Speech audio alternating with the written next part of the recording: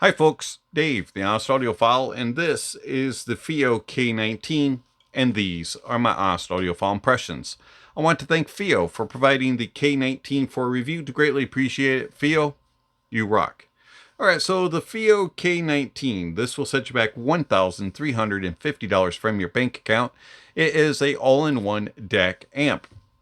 It has dual Sabre DAC chips. They are the ES9C Pro. It also has THX 888 amplification chips and a whole host of other inputs and outputs and technology. So I highly recommend that you check out the link that is floating around on the screen, or check out the link down in the description if you want more information regarding all the technology that is inside the K19, because something's going to be missed in this review. I'm going to give you my experience and how it sounds and performs with the way that I used it, but more than likely, it's not going to cover everything. So please check out the links down below. The K19, it has Bluetooth capabilities. That's Bluetooth 5.1. It'll do SBC, AAC, all the aptX and LDAC. It also has a sample rate capability of 32-bit 768. It'll do DST 512 and MQA. And it is also stocked full of inputs and outputs. This thing is crazily loaded to the max. It looks really nice and nice and thin. It can lay on its side or it can lay upright with these attachable legs that are very sturdy. I think it looks really, really cool. On the front, you have two buttons. The top one here is your volume and power knob. And then you have a menu button. You can change your sources by rotating it, and then holding it, you pull up the menu. And this is a very, very small screen. You can kind of see it there on camera. It's a 1.3 inches. It's extremely small and can be hard to read at times. Now you can change all sorts of settings in that. I'm not going to show it on camera just because it is so hard to read, and it wouldn't be really beneficial for you all. But you can change things like equalizers, filters, and gain settings, and your line outputs, and all kinds of other things are included there. You also have a USB-C input on the front, and then you have three headphone outputs: 4.4, 6.35 quarter-inch, and then XLR.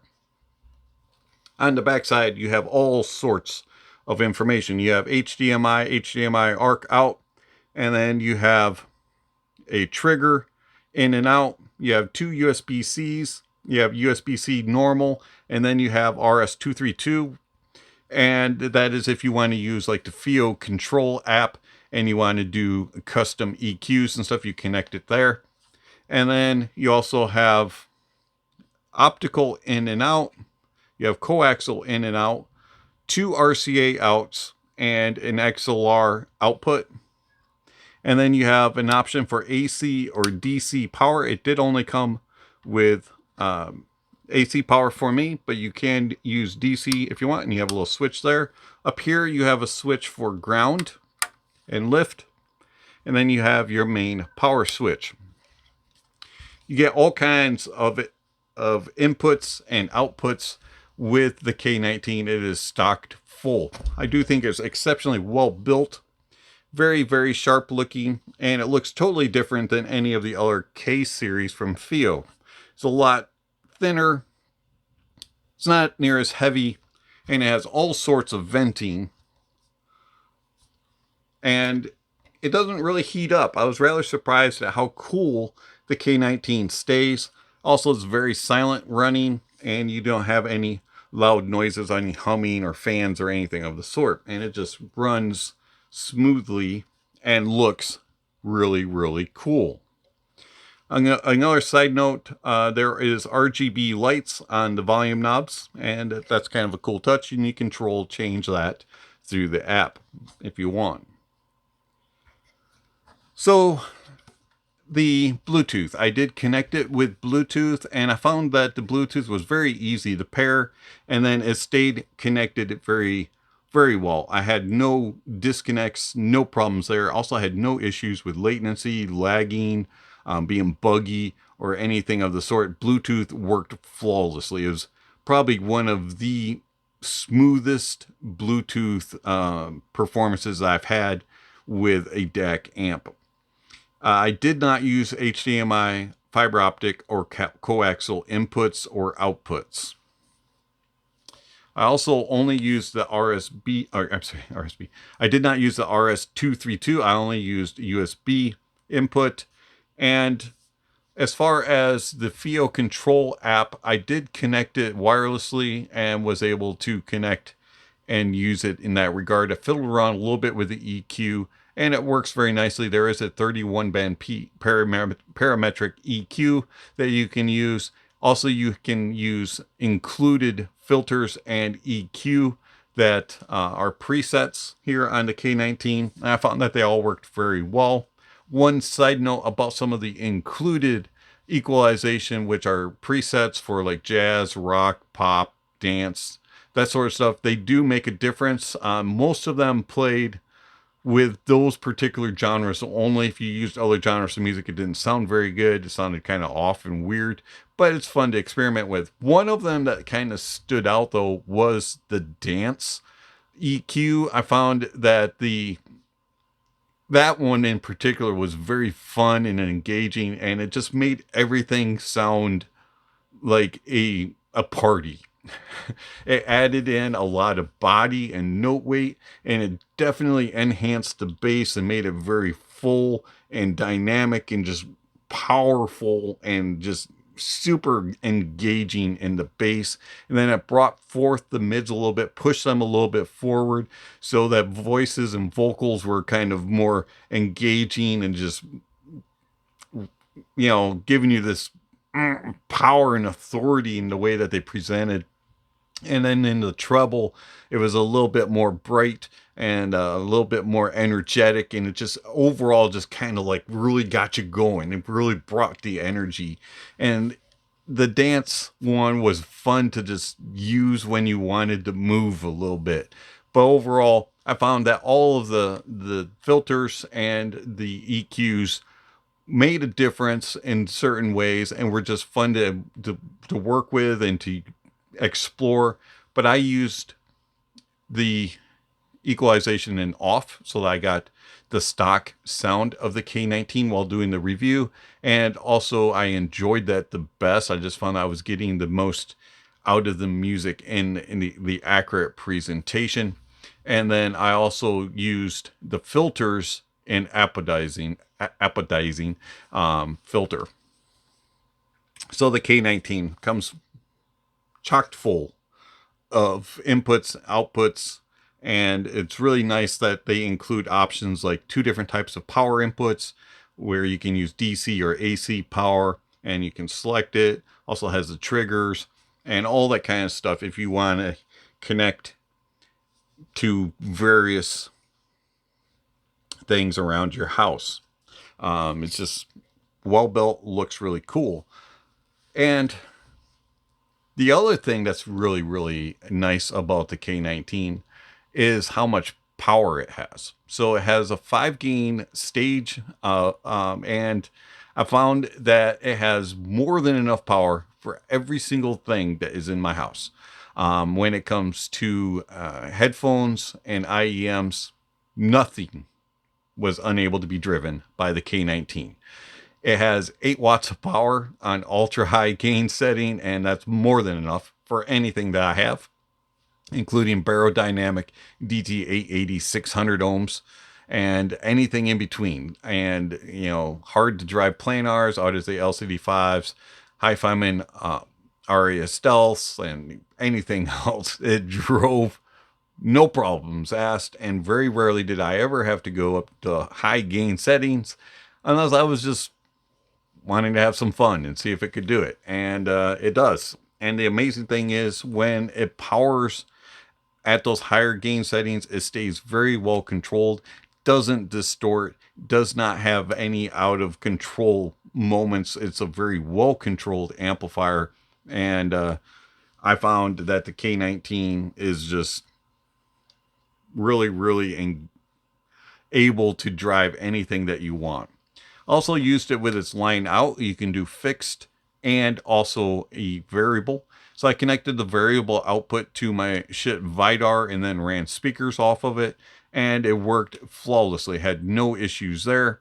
And then I also used it with various amplifiers. I connected it with the Mytek HPA and also the Aune S9C Pro, and it worked great with line out and on fixed mode. And I just was able to hear how the DAC performed, and I heard no differences between it with the DAC and its internal amplifier and its DAC going out to the other amplifiers. The DAC sounded the same, and so it did a really good job of not being influenced with its amplification. It remained true to its sound of the DAC and reproduced it accordingly and accurately. And then those amplifiers also did the same thing. The HPA was a little bit more analytical leaning, and then the S9C Pro had that little subtle kiss of warmth that it has added in. And it did a good job of allowing the amplifiers to add in their little small flavors and portray what the DAC was giving it. So how does the Fiio K19 sound? So the Fiio K19 has a sound signature that really took me by surprise. Now, I've heard several Fiio products. I've heard a couple of the K line, and I thought that Fiio had a little bit of a house sound, but the K19 differs from all those other devices. And the bass of the K19 extends really far. It is very much extended, and it has nice rumble and grumble in the sub bass, and you can really it's deep and it's down in, and you get some nice rumble and grumble.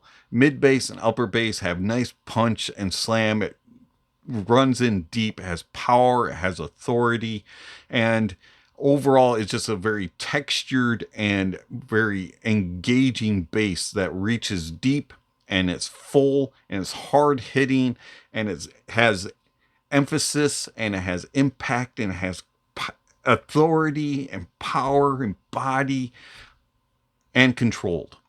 It does everything that you ask for a bass while being controlled, and yet at the same time being emphasized and being bold and direct in its presentation. The bass has nice tone and timbre. Everything sounds natural and accurately reproduced. And then the details and resolution are really good. I'm surprised at how much details you get from the K19 and how well it's resolved. Everything is there is how I would say. Everything's there that you need and more, and it's reproduced and resolved in such a way that everything is just refined, it's defined and focused. And then you get the mids. The mids have that nice note weight with a little subtle kiss of warmth to add naturalism, and then it has good tone and timbre. Just like the bass, everything sounds natural and accurate, really reproduced. And then the details and resolution, like the bass, is phenomenal. And you get the amount of details that you get from the mids are incredible. You have those moments of, wow, I don't think I've heard that in a while, or wow, I've never heard that one before. And then it's resolved so well, you're like, it's refined, it's defined, it's focused, and you can just dissect the stage, and you can pick apart the instruments. You can go, that's a clarinet, that's a saxophone, that's a flute, that's an oboe, that's a piano, that's an electric piano, that's a guitar, that's percussions and the various percussions that you have. You know, and that's a brass instrument. That's a French horn. That's a trumpet. That's a trombone. That's a tuba. That's strings. That's a cello, and that's a violin and viola. You know, you can tell all the various instruments, and then it keeps them all in their own little spots, and you can pick it apart. But yet, at the same time, it's cohesive, and it's balanced, and it's even, and it's not. They're not fighting for each other. You know, I want to be the star. It's everybody's the star, and it just works together. And then comes the vocalist, and it all just kind of melds together into this beautiful piece of music that just engages you, and you're immersed by the music, but yet at the same time you can pick apart and be analytical. And then the treble. The treble has sparkle and energy, has a little bit of zip to it and a little bit of zing, and it extends nicely, and there's good air and there's nice space. All the while at the same time it's slightly rounded and a little bit on the softer side, so it's not fatiguing, but yet you're still getting all of the details, and it does a good job with the tone and timbre being natural, just like the mids and the bass. Everything sounds accurate and true, and there's good details and resolution that's resolving, and it's slightly smooth, rounded, just enough to take the little extra bite off, but yet you still have enough of a bite and an edge and a crispness, and it's just this glorious treble that if you're a treble lover, you're going to love it. And if you don't like treble a whole lot and you get fatigued by treble, you're going to love it, because it presents it in such a pleasant way, but yet in this way that's just like, I got all the information I need. And it's just so energetic and yet not fatiguing. And then the soundstage. The K19 has a soundstage that just is crazy. It just is wide, but doesn't sound artificial. It has this great width to things and has amazing depth. And you're watching it all present around you and in front of you, and you can hear things whizzing around. Tracks across the stage, left to right, things move in and out, trail out and in, and move in and out, and you can go, that's right there, and ooh, it moved, ooh, it moved. And then you can go, oh, that's behind, that's in front. They're kind of side by side, they're kitty corner to each other, they're moving around. You can precisely place things in the stage and follow them along. It's very, very accurate and true in its placement. And in its depth is nice and deep. You can look into the stage and go, that's front row, that's second row, that's third row. And things come from the top to the bottom and move around. It's like an exceptionally good soundstage. I'm rather impressed by it.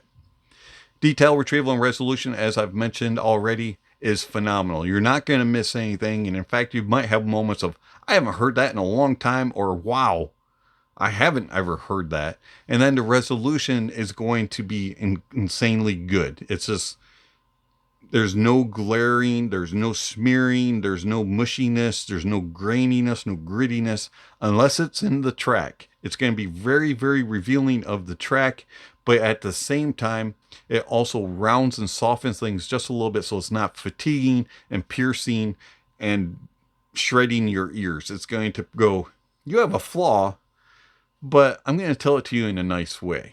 That's how it resolves. It does a really good job of revealing, but yet at the same time, not being this direct shredding of your ears. And then tone and timbre, very natural, very accurate. It has a kiss of naturalism, a slight warmth, which is more noticeable in the mids and in the bass regions.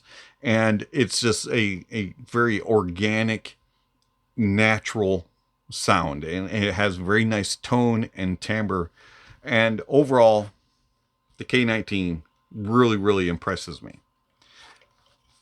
The build is phenomenal. You get venting on each side. You get these feet that you can stand it upright, or you get rubber feet and you can lay it down on flat on its desk like this. I find that the venting does a really good job of keeping it very cool, does not get hot. and it just looks phenomenal with its knobs and its little screen. I do wish was a little bit bigger, and all the USB-C inputs and all the outputs that you get. And the K19 truly impressed me.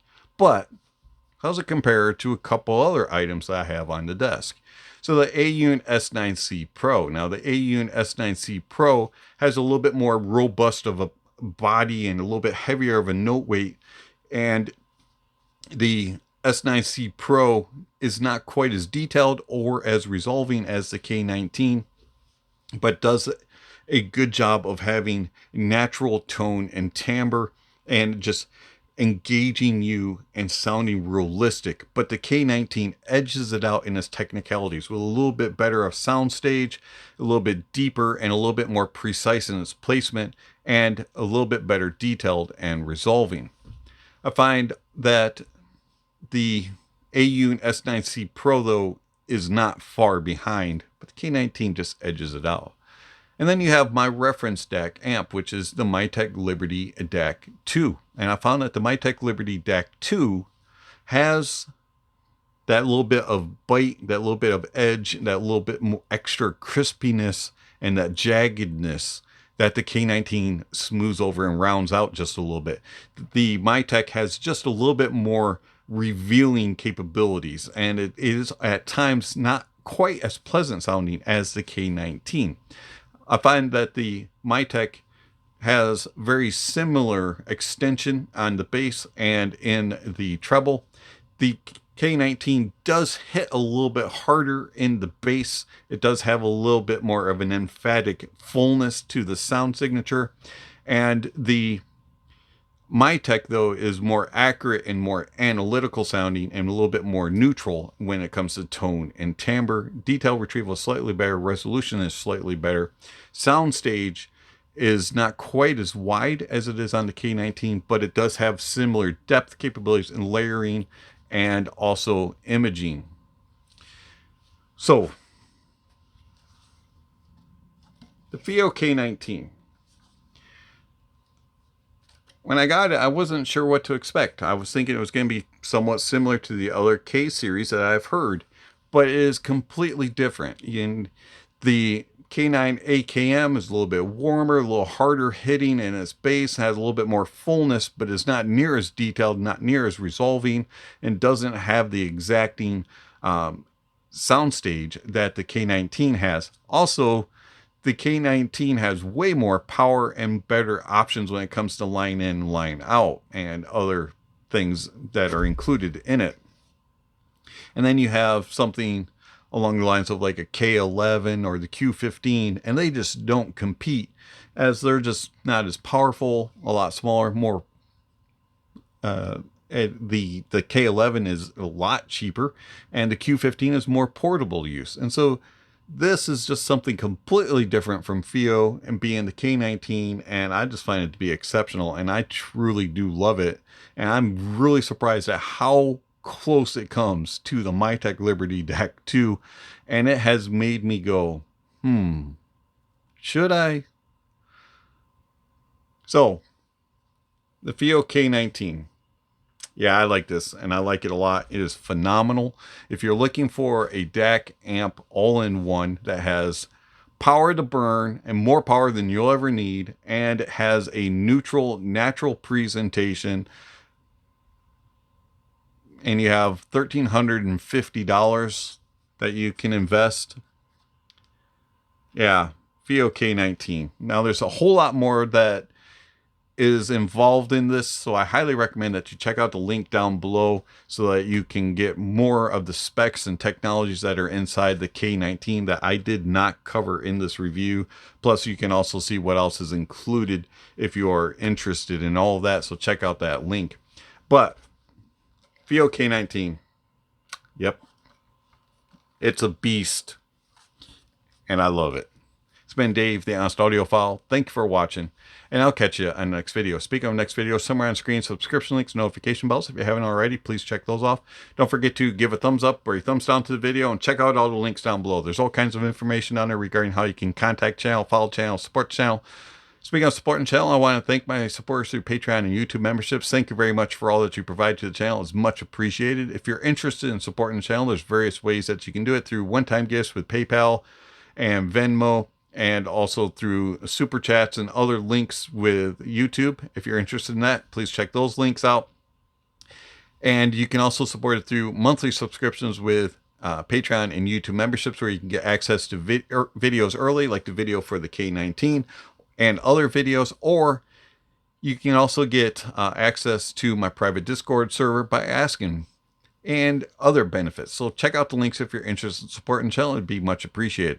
Also down below, there's all kinds of other information regarding gear recommendations and music recommendations and all kinds of other things listed down below. And lastly, don't forget to enjoy the music, and that honesty is the best policy.